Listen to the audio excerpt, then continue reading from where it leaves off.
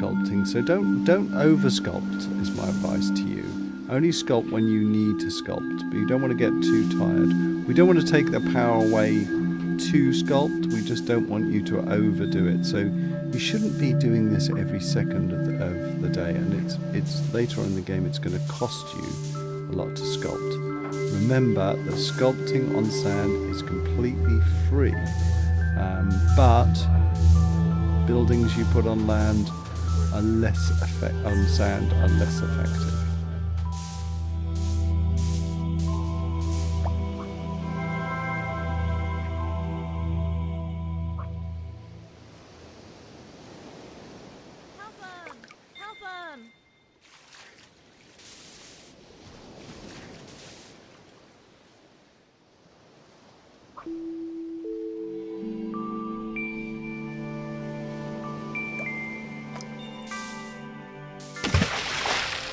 Help him!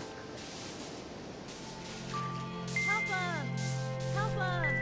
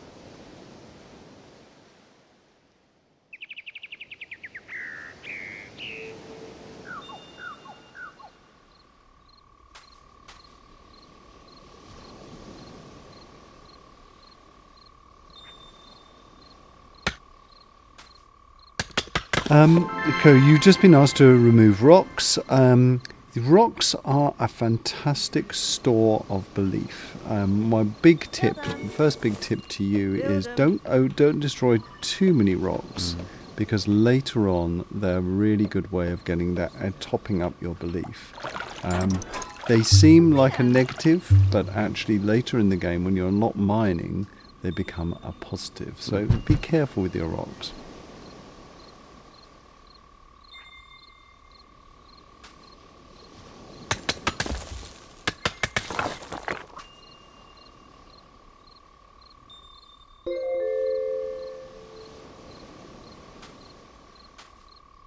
Build 'em. Build 'em.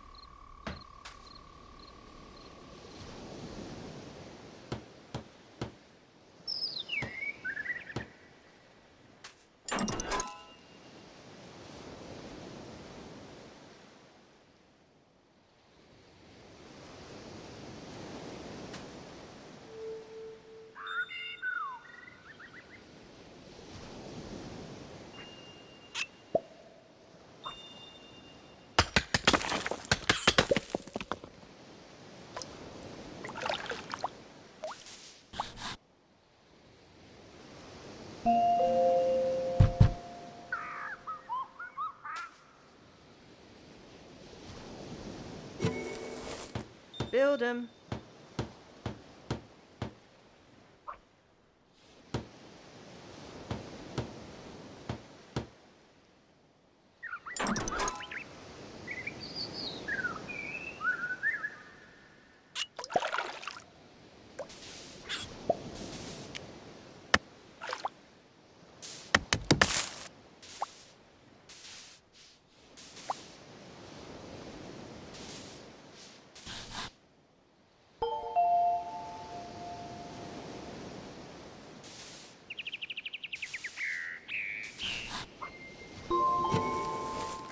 Build 'em.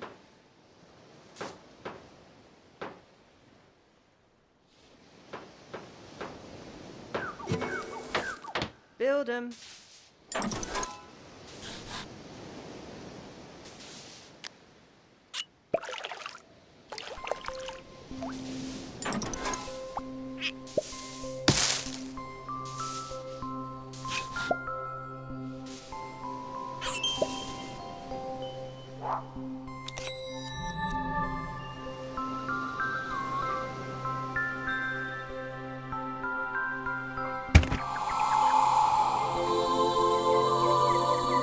Here we are in the timeline. Now, we've gone through a ton of revisions, haven't we, on the Yeah, timeline? started out as a book, and then where did we go from a book? I think we had many iterations of the Yeah, timeline. many iterations. And really what we wanted to get to is a feeling for you that you were in control of what was unlocked and when it was unlocked. So there's two stages. That first, the first strip, you can scroll through now and you can see where your advances are happening. There's some truly exciting advances in there. Right, you've received your first proper abode. Now, abodes have followers in them. There are two types of followers that live in this type of abode. That one are breeders. If an abode has breeders in, that means more people will be bred. Fairly obvious that. They also have workers. Now, you will notice that a little pip appears over an abode when a worker has something to do. You can click on that pip. At this moment, that's pretty much the only thing you can do with workers, but very soon now you'll be unlocking leashing. There's lots of powerful things that you can do with leashing. So it will seem a little bit grindy for a while. We just want to get you totally used to the idea that workers live in abodes, breeders breed, abodes give you things like belief. So bear with us, because the real strategy starts coming in a little bit later.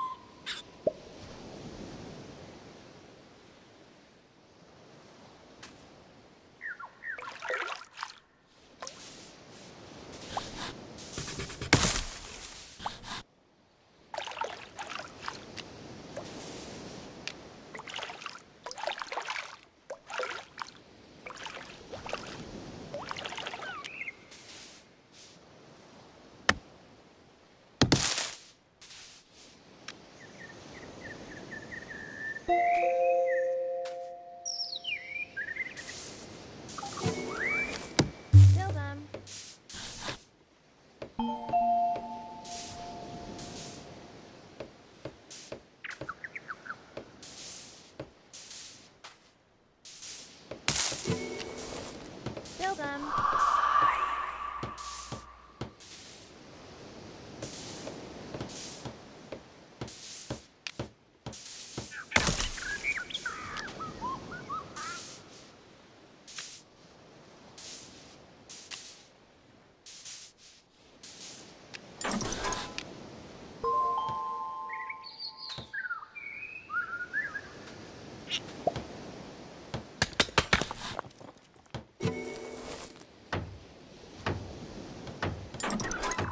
Complete 'em. Okay, now you've got the Restore Ruin card. This allows you to direct your followers to repair these ruins, which generally speaking will unveil different parts of the land. Now, there are later on in the game, there are different routes that you can take. Some of these will require either a lot of your resources or a lot of your followers to do. Generally speaking, the more followers you put into this, the faster they'll be discovered. So I always like trying to get a follower to one of these temples as soon as I possibly can, and we'll be talking about that a little later. Complete 'em. This is another feature which has been in the game for a long time. I really love the idea that you can use the resources of your followers either to build more, or to expand your population, or you can use them to do things like restore ruin in the world. And this card unlocks not just repairing these beacons, but other things in the world as well. Some things that we're actually hidden beneath the landscape right now. But you'll be able to repair anything once you've got this card. Complete 'em. Build 'em. Build 'em.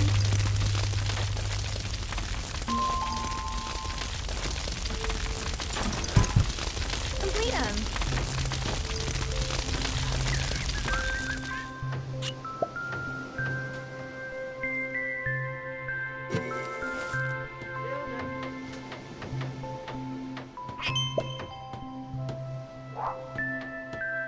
You've just unlocked Belief, possibly the most valuable of all the resources in Godus. Belief allows you to sculpt anywhere. It allows you to use some of the god powers that you'll be unlocking in the next hour. And the more belief you have, the more powerful you feel as a god. The main way is to leave your followers in an abode so they generate belief faster. Now, don't think that you're probably thinking at the moment, oh, well, I don't like leashing around and collecting my belief like that. We've got a solution for you later on. We allow you to group all your settlements together, so you only have to tap on a few things. But bear with us, because one thing I like about collecting belief at the start of the game, not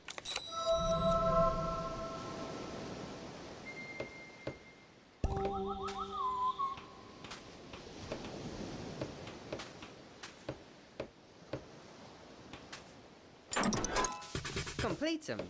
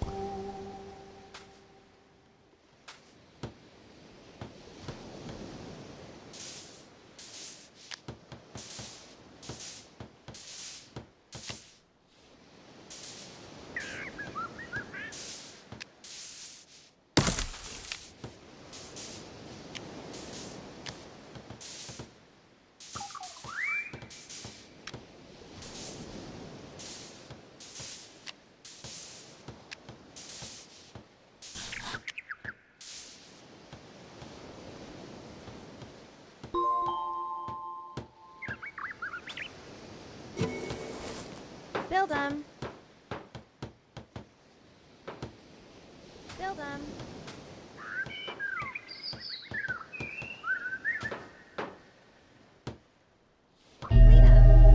Okay, Pit of Doom. This is the first PC exclusive feature and it unlocks gems. Now here's the thing. I love as a designer the concept of gems.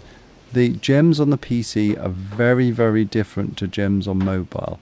Gems on the PC allow you to use your skill to find and collect and hoard gems, and then using those gems on different areas of the game. If you want things to go faster, if you want a building to go faster, you can do that. If you want to give your followers gifts, you can do that. If you want to go through voyages with more followers, you can do that. Gems really allow you to use your impatience or your curiosity to mod the game. They're not something to be frightened about. And you'll notice on the PC as well, there's no way of buying gems with money. We don't want you to buy with money. You've already spent your money on this game. We want you to use your skill as a gamer to collect as many gems as possible. Now, there's two approaches to gems. The first approach is a turtle approach. I am a turtle. I like hoarding stuff and feeling rich. So collecting as many gems as you can, but don't spend them unless you feel you absolutely have to. The second approach is the spendthrift approach, and that means as soon as you get a gem, you spend it. Your on average, you'll probably only have 4 or 5 gems at any one time, where the turtle will have up to 100 gems. Don't be frightened of these. These are exciting gameplay features. They've been balanced. This is balanced for you. I would warn you though, if you overspend at the start, you might live to regret it. You're going to get through the game faster than the turtle, but you're going to come to a point where you just wish you had more of those gems. There's always gems to find. There's 3 ways of getting gems. The first way is the Pit of Doom. Again, if you're a vengeful god, just sacrifice your followers. They'll go into the Pit of Doom and you'll get one, occasionally more than one, a gem. Just try different followers going into the Pit of Doom. There may be different results. That will give you a gem. But notice that your followers will become very unhappy. That doesn't seem to have an effect now, but it will later on. The second way is to do voyages. We're going to have voyages later on. These are directly related to your skill. At protecting your followers in a different minigame. And the third way is treasure hunting. You can go around and find chests which have gems hidden in them.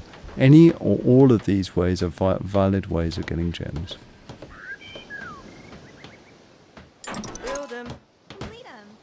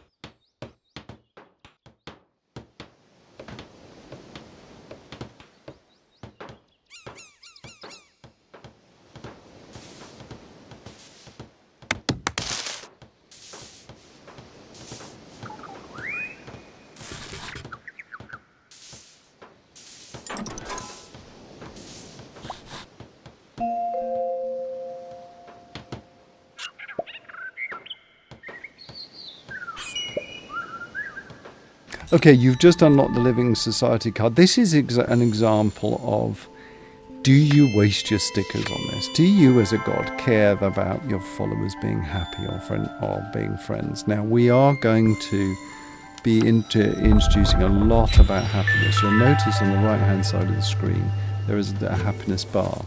You may think, well, who cares? I don't really care about your happiness. Happiness is going to become very important later on. We'll talk about it when we come to it. But you know, I've played this game without unlocking the Living Society, and okay, my followers are a little bit unhappy, but who cares less? Maybe you don't want to waste those stickers at the moment. Next is the Temple of Doom.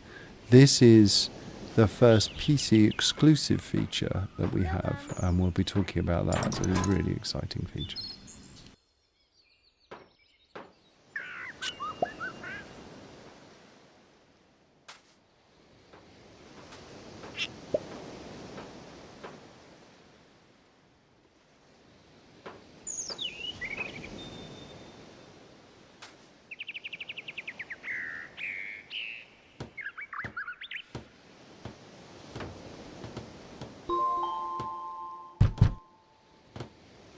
Build 'em.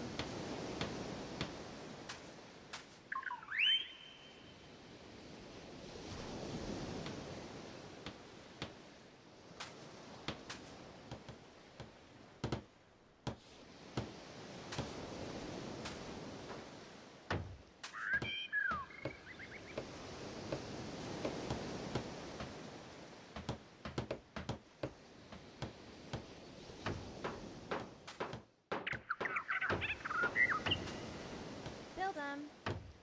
Build 'em.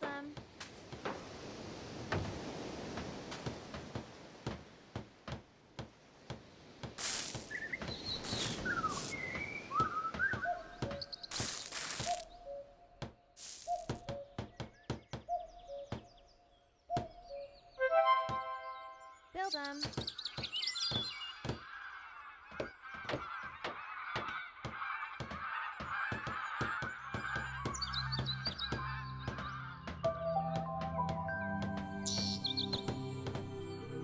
Complete 'em. Complete 'em.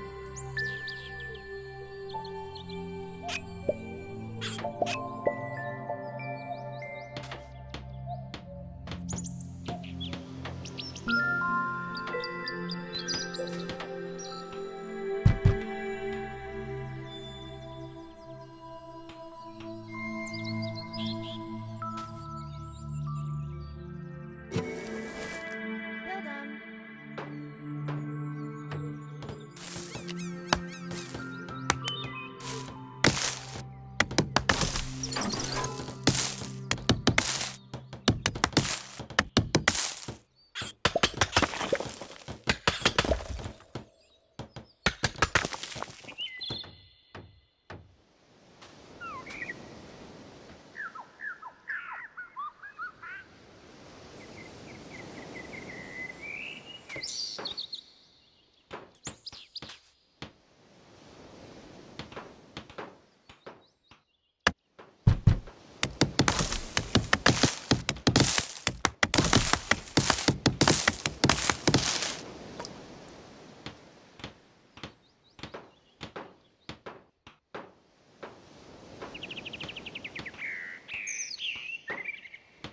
Build 'em.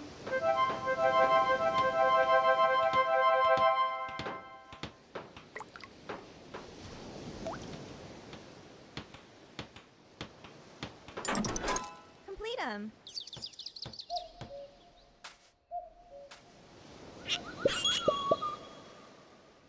The leash, at last. For me, this is where the game really starts to be a bit more strategic. Deciding where your followers go, what they build, deciding whether or not you want to leash your followers to the Pit of Doom and get those lovely gems from sacrificing their lives. This is where it starts. Now, there's lots of different ways to use the leash. The first is to just tap and hold on a single follower and then Build 'em. direct them to where you want them to go. Build 'em. This can be to shrines of expansions that you've unlocked. This can be to repair different buildings, this can be to build things, this can be to take them and see what they will do. If you take a follower next to someone who's dead, you'll notice that they'll react differently. This is a way, we think, of you breaking their free will. Well done. It's fine to use the leash as much as you want. Later on, in a subsequent update, we're tracking the amount of time you take the free will away from your followers. So there is going to be a consequence to what I call over-leashing. But at the moment, feel free to do whatever you want with your followers. This is this is my favourite thing to do, actually, when you just get you save up your belief and you get about 15 people and lead them to a massive area of land that you've prepared, and then just leash and let them all go to it and just start a massive building project. This is also the way that you get people to do, just in case you're wondering. And this was a replacement for the totem that we originally had, which was a lot harder to balance and a little bit more fiddly, and this was our more tactile way of giving this mechanic. Yeah, and it does feel really nice to have that tactile feedback on your followers, to actually pick a follower up and decide exactly where they will go. Again, this is another thing I love about our approach, is you may never use the leash. You can just sprog. It's called sprogging. If you tap on a follower pip above a house, you don't have to bother about it, but it does allow you for deeper strategies, really planning out your world. Sculpting an area that's up high, for example, will give you more belief when they generate belief, but you'll need to get your people there, and using the leash to do that is a fantastic way. You can also use this mechanic on trees or rocks to destroy trees or rocks. The same with collecting belief. So clicking and holding on any object in the world and dragging will usually give the same result.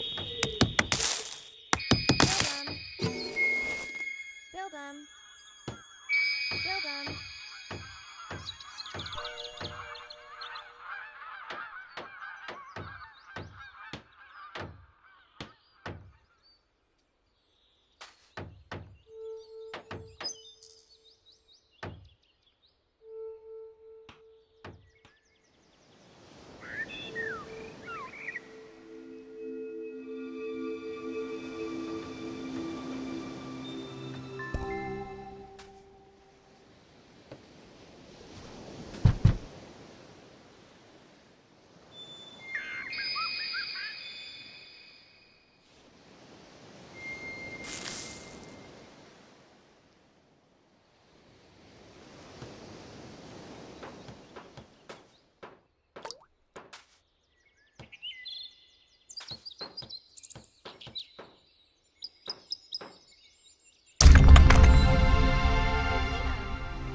Okay, you've reached voyages. This is a completely separated mini game. Now, the point is, when you're doing a voyage, remember your homeworld is carrying on playing. So it's a great thing to do if you're waiting around for your followers to build things.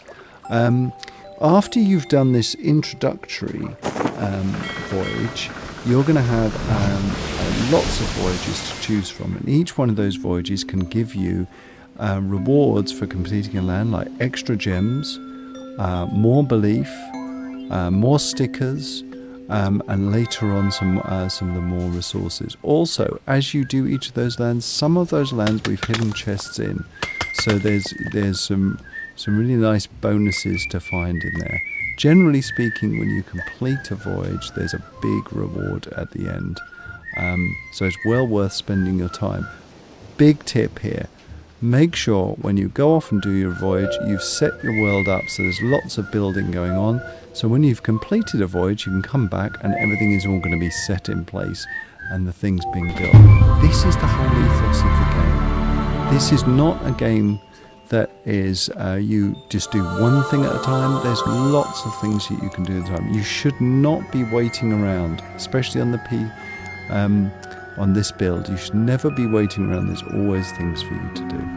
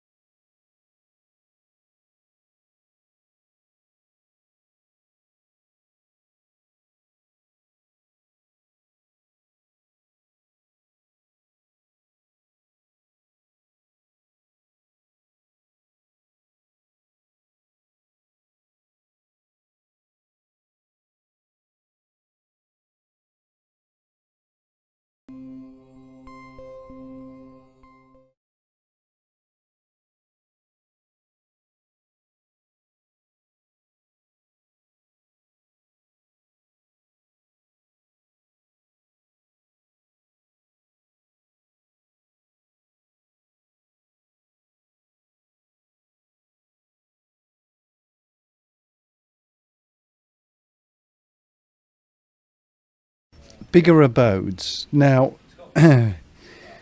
this has been quite a little. You've had quite a lot of waiting around, haven't you, to get this card? You have to get your population up to about 60.